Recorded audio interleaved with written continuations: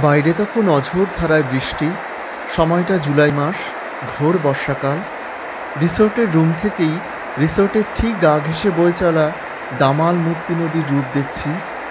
এসেছি রকি আইল্যান্ডে, উঠেছি মূর্তি নদীর ঠিক পাশেই রকি আইল্যান্ড হোমস্টেতে।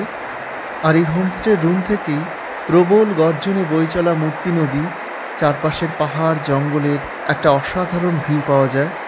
আমি আমার এই ছোট্ট ভিডিওতে আপনাদের রকি আইল্যান্ডের সাথে সাথে নিয়ে যাব রকি আইল্যান্ড থেকে সামান্য কিছু দূরে এমন একটি জায়গায় যা পর্যটকদের কাছে প্রায় অচেনা, লালিগুরাস। আমি আপনাদের সেই লালিগুরাসে নিয়ে যাব, সঙ্গে থাকুন। শিলিগুড়ি থেকে বেরিয়ে পড়লাম রকি আইল্যান্ডের পথে। দূরত্ব প্রায় 81 কিলোমিটার, সময় লাগে প্রায় 2.5 থেকে 3 ঘন্টা। পথে চালসা পড়ল, সেখান থেকে সামসিং চা বাগানের মধ্যে দিয়ে পথ চলে গেছে রকি আইল্যান্ডের দিকে। সামসিং চা বাগানের মধ্যে দিয়ে গাড়ি এগিয়ে চলেছে। দুপাশে দিগন্ত জোড়া ঘন সবুজ চা বাগান, মাঝে মাঝে পাহাড়ি ঝোড়া। মেঘের রাজ্যে চলে এলাম রকি আইল্যান্ডে, রকি আইল্যান্ডের পাহাড়ে। সমুদ্রতল থেকে প্রায় 4,500 ফিট উচ্চতায় অবস্থিত রকি আইল্যান্ডে প্রায় সারা বছরই আসা যায়। তবে বর্ষায় রকি আইল্যান্ডের রূপ অসাধারণ। তবে তখন জোকের একটু উপদ্রব আছে, যদিও সামান্য কিছু সাবধানতা অবলম্বন করলেই এই জোকের উৎপাত অনেকটা এড়িয়ে যাওয়া যায়। কলকাতা থেকে ফ্লাইটে বাগডোগরা বা ট্রেনে এনজিপিতে এলে দু জায়গা থেকেই আপনারা রিজার্ভ গাড়ি পেয়ে যাবেন। সরাসরি রিজার্ভ গাড়িতেই রকি আইল্যান্ডে আসা সুবিধাজনক হবে। রকি আইল্যান্ডের 2 থেকে 3 কিলোমিটার দূরেই আছে পাহাড়ে ঘেরা আরেকটি সুন্দর জায়গা সুনতানেখোলা। আর রকি আইল্যান্ডের খুব কাছেই আছে সামসিং চা বাগান। দু জায়গাতে থেকেই আপনারা রকি আইল্যান্ড কভার করতে পারেন। দু জায়গাতেই রয়েছে অনেক হোমস্টে ও রিসর্ট। তবে আমি সাজেস্ট করব অন্তত 1 বা 2 দিন আপনারা রকি আইল্যান্ডে থাকুন। চলে এলাম রকি আইল্যান্ড হোমস্টেতে। আমরা উঠেছিলাম এই হোমস্টেতেই।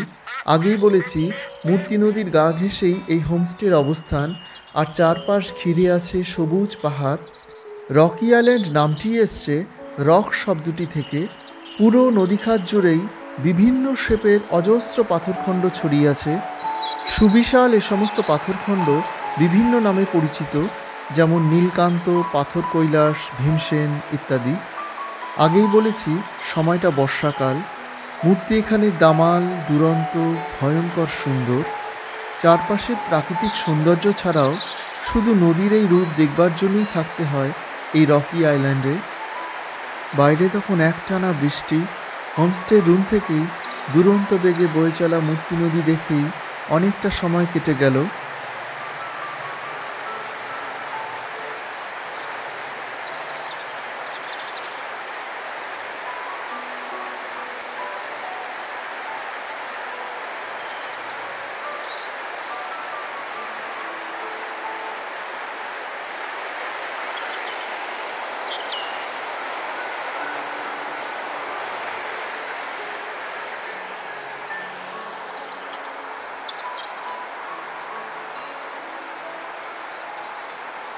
বিকেলে বৃষ্টি একটু থামতেই পায়ে হেঁটেই চারপাশটা একটু ঘুরে নিলাম। রাস্তার একপাশে নদী, আরেক পাশে পাহাড়ের বুকে পাহাড়ি মানুষদের ছোট ছোট বাড়িঘর। এখানে পিচ ওঠাই রাস্তাটাই অনেকটা তাদের বাড়ির উঠোন হয়ে গেছে। একটা নিরিবিলি শান্ত পাহাড়ি গ্রাম।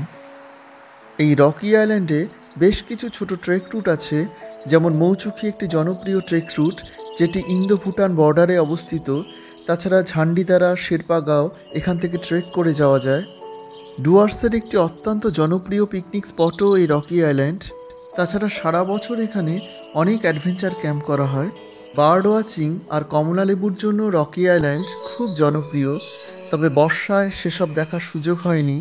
তবে দেখেছি প্রচুর ফুল। এখানে আছে বেশ কিছু হোমস্টে আর রিসর্ট।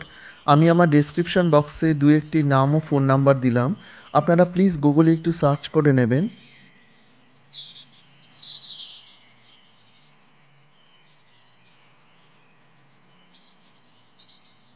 পরদিন ব্রেকফাস্ট করেই বেরিয়ে গেলাম মূর্তির উদ্দেশ্যে।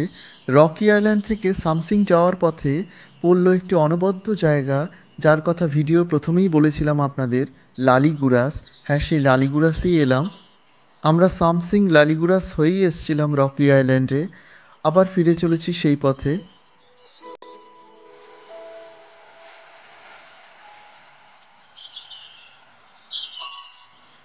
দুপাশে দিগন্ত জোড়া চা বাগান, আর চা বাগানের ঠিক পরেই দেখা যাচ্ছে সদ্য ছেড়ে আসা রকি আইল্যান্ডের সেই পাহাড়। মাঝখান দিয়ে সরু পিচঢালা পথ চলে গেছে মূর্তি নদীর তীরে। এখানে অনেক নিচ দিয়ে মূর্তি বয়ে গেছে। জায়গাটি একটি জনপ্রিয় পিকনিক স্পটও বটে। রকি আইল্যান্ড থেকে সামসিংয়ে যাওয়ার পথে ডান দিকেই পড়বে এই লালিগুরাস চা বাগান। সরু পথের দুপাশ জুড়ে আছে এই সুবিশাল চা বাগান, আর পুরো অঞ্চলটাই উঁচু নিচু পাহাড়ি জমিতে পুরো ঢেউ খেলে গেছে।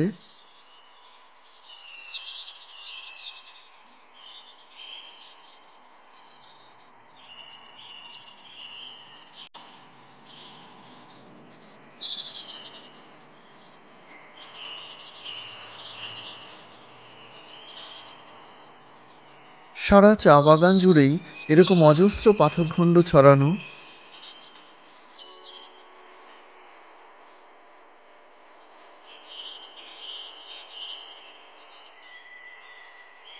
চা বাগান যেখানে শেষ হয়েছে তার অনেকটা নিচ দিয়ে বয়ে চলেছে মূর্তি নদী। ওপর থেকে দেখা মূর্তি নদী, তার চারপাশের পাহাড়, একটা অসাধারণ ভিউ পয়েন্ট। চা শ্রমিকেরা কাজে চলেছে। হঠাৎই বেশ জোরে বৃষ্টি নেমে গেল।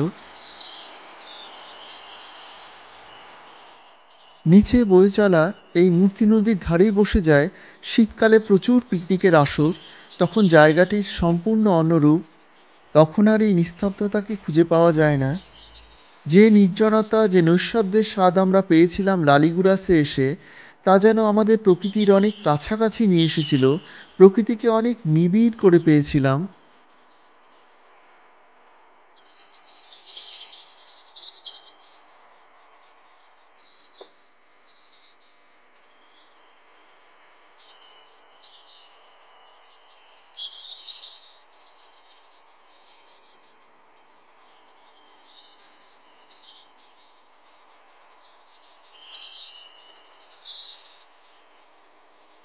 লালিগুরাস থেকে সামসিং হয়ে মূর্তিতে গিয়েছিলাম। দু একটি দিন কাটিয়েছিলাম মূর্তি নদীর ধারে। সেই গল্প না হয় অন্য কোনো দিন হবে। ফেরার সময় মূর্তি থেকে গজলডোবা হয়ে ব্যাক টু হোম, অর্থাৎ শিলিগুড়ি। তো বন্ধুরা, আজকের মতো এখানেই টাটা। সকলে ভালো থাকবেন, সেফ থাকবেন। আমার এই ভিডিওটি ভালো লাগলে লাইক, শেয়ার ও সাবস্ক্রাইব করে আমার পাশে থাকুন। ভালো থাকবেন, টাটা।